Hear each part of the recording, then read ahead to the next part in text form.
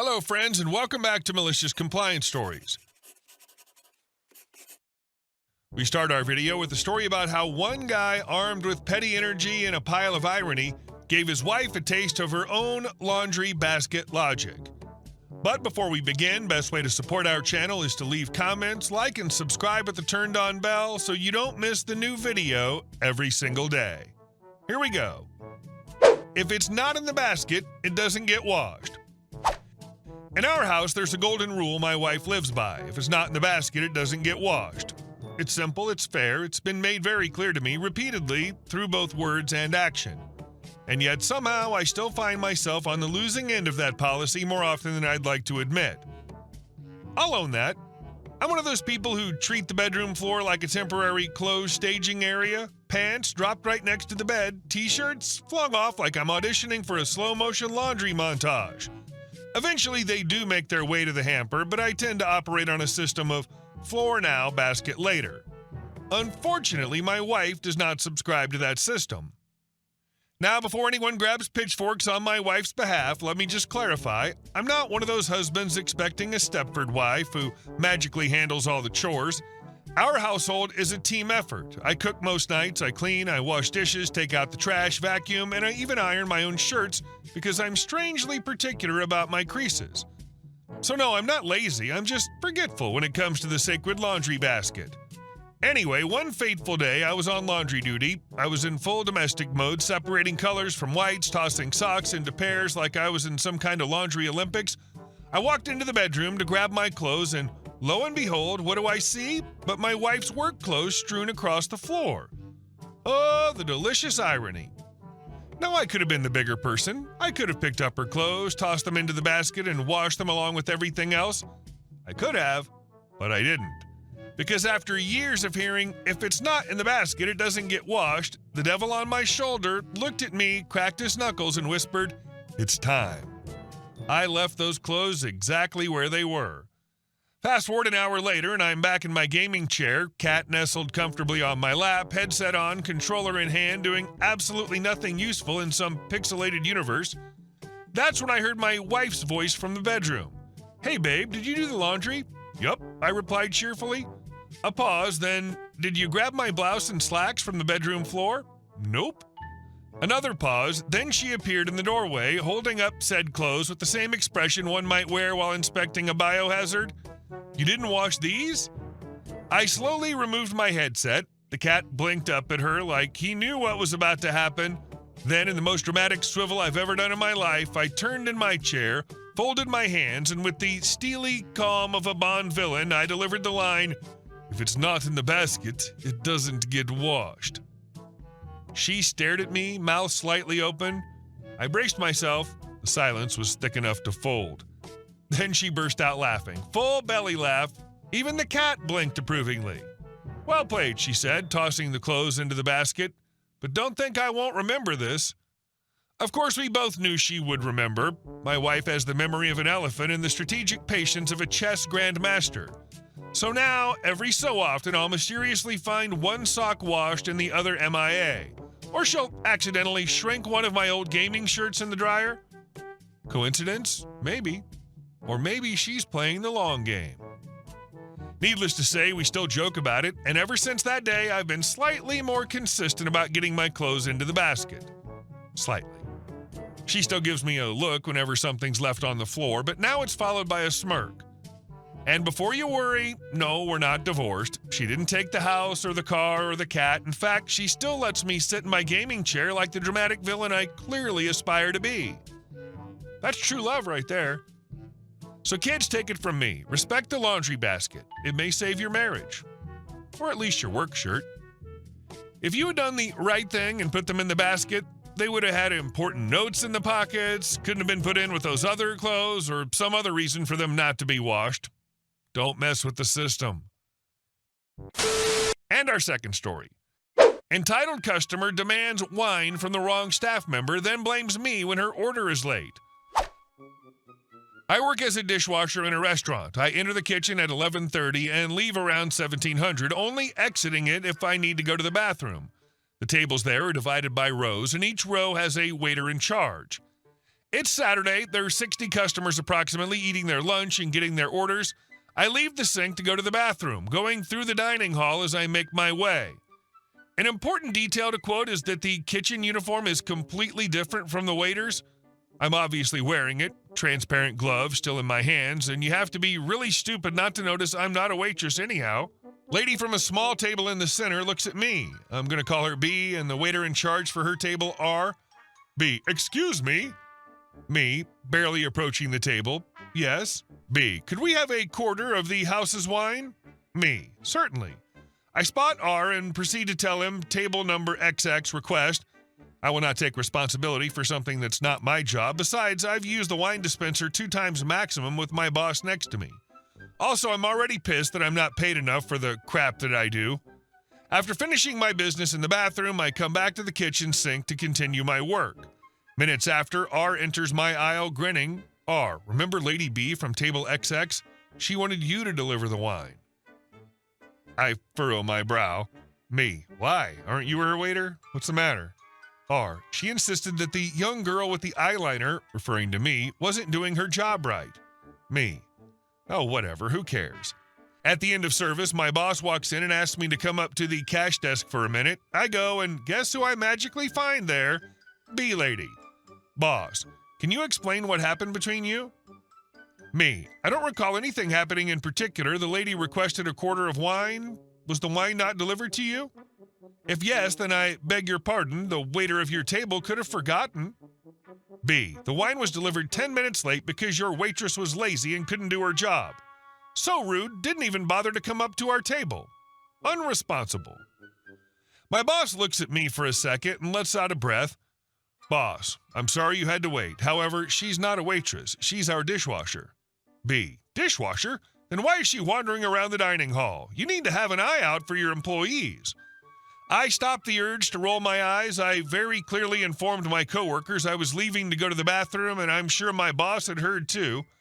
B gets money out of her purse, but doesn't stop there. B, how hard can it be to deliver some wine? I have the sentence, I do not work as a waitress, on the very tip of my tongue, but I choose to keep calm because of my boss. She finally leaves, and my boss pats my arm, telling me to forget about it. I bet this female, she's no lady, so I won't call her one, thinks the kitchen staff, cooks, dishwashers, probably servers too, don't use the same restroom as the customers, but instead use an outhouse hidden behind the restaurant. And our last story. 120 houses have been built, part of them on my land. All names are, of course, fictional. No one wants to deal with City Hall when it suddenly recognizes itself on the internet. My name is Timur. I'm a third-generation farmer. My family raised livestock long before the first traffic light showed up in our region. Just a year ago, my brother Ruslan, 3 years older than me, a fan of strong drink but never one to rock the boat, and I owned 200 hectares of land along the river, along with a herd that looked like a mini parade. Cows, goats, a flock of arrogant geese, and 4 donkeys. But the city was creeping closer. Land prices rose, officials promised a new road, and the internet was flooded with ads screaming, "We'll buy your land for top dollar." So we decided we'd sell a third, split the rest, build 2 homes for ourselves here, and use part of the proceeds to buy cheaper land 20 kilometers away and move the farm there. Act 1, the son-in-law in the shadows. In May, a black SUV pulled into our yard. Out hopped a slick-haired guy who introduced himself as Arson, director of a development holding. Before I could reply, Ruslan, sipping coffee from a thermos, asked, "Arson, any chance your last name's the same as our mayor's?" He winked at me, so obviously even the calves in the pen noticed. The guy pretended not to hear and buttered us up. Such fine gentlemen, such promising land. And then he placed a number on the table that made my knees buckle. We agreed to sell 120 hectares and kept the rest near the river's tree line. The boundary markers were explicitly stated in the contract. A week later, Ruslan went off to set up the new land. I, for the first time in 5 years, flew off for a little vacation at our local version of a beach resort. 3 stars, rice porridge for breakfast, and Wi-Fi that only worked when the manager poured tea into the right cup. Act 2. Surprise after summer break. I return in August, near our old farm, machinery's humming, cranes, concrete mixers, signs read, "Luxury Riverfront Villas, sales start now." I'm speechless. Some of the cottages were built past the boundary stones, meaning on our land. I head to the foreman's trailer. You guys either don't know how to read Google Maps or your compass is drunk. That line, it's mine. Come on, the guy in the hard hat waves me off. You see, their documents are like concrete, set in stone. I call Arson. He answers like we're old buddies. Oh, Timur, a surveyor's mistake. It happens. File a claim. I'll compensate. Compensate? You're building 12 houses on my land. 12, he chuckled. Who needs that patch anyway? But I'll offer you a price that'll make you faint. The price was so faint-worthy, I nearly passed out from laughter. 2 days later, 2 goons show up, hinting I should not cause headaches for the officials. One of them looks at my geese and says, "Nice chickens. Think they'll swim far if we toss them in the river?" "They're geese," I say, "and the only one swimming will be you," after a little dive into a jail cell for extortion. They tried to laugh it off, but Ruslan happened to pull in from the new farm, diesel canister in one hand, cricket bat in the other. He used to play in college. The goons saw this double-threat art piece and vanished in a cloud of dust. Act 3. Nature, the ultimate auditor. Construction continued. By October, most buildings were up, but local villagers were whispering, "They cut too close to the bank. The piles are too short." I frowned. The contract stated the buyer had to reinforce the bank, but they'd only blown a couple of pipes into the sand. The rest of the money clearly went sideways. Then at the end of October, the river rose.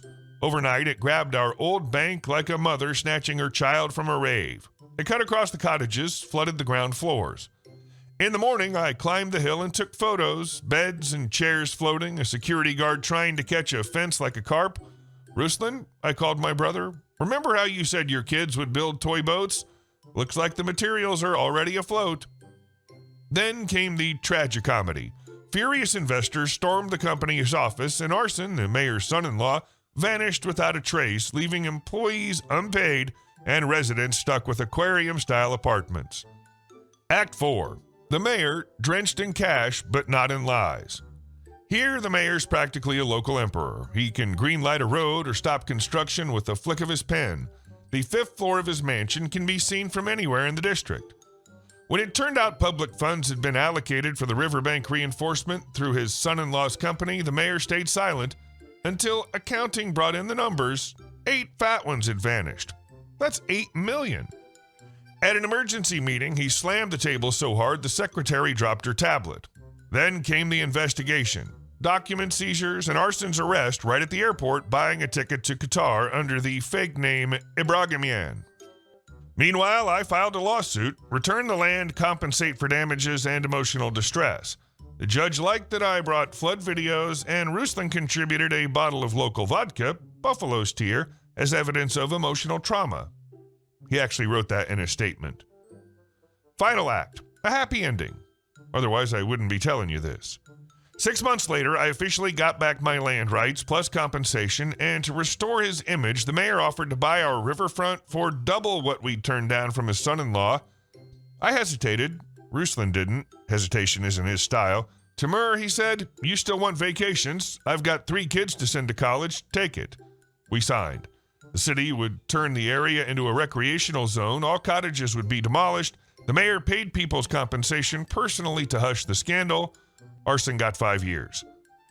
I moved to the new farm. Ruslan celebrated so hard he had to double his goat feed order. The goats were thrilled too, as he scattered grain around the table while toasting.